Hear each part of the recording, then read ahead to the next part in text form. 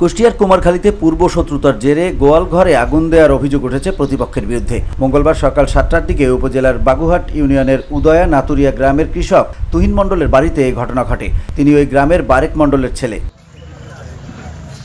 এ বিষয়ে কৃষক তুহিন মণ্ডল জানান, পূর্ব শত্রুতার জেরে প্রতিপক্ষ সাইদুল ইসলাম সোহান সহ 10-12 জন বাড়িতে এসে তার উপর হামলা করে। তার দাবি, সে ভয়ে দৌড়ে পালিয়ে গেলে তার গোয়াল ঘরে পেট্রোল ঢেলে আগুন লাগিয়ে দেয়। পরে প্রতিবেশীরা ছুটে এসে আগুন নিয়ন্ত্রণ করে। ততক্ষণে গোয়ালঘর সহ একটি ষাঁড় ও একটি বাছুর প্রায় 40 ভাগ পুড়ে যায়। এতে প্রায় 2.5 লক্ষাধিক টাকা ক্ষতি হয়েছে বলেও দাবি করেন তিনি।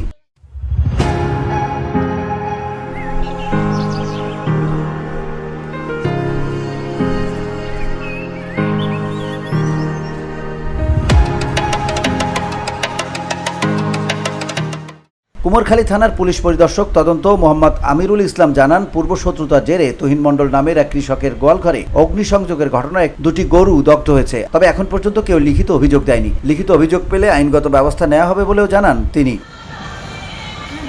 VOD Bangla news desk.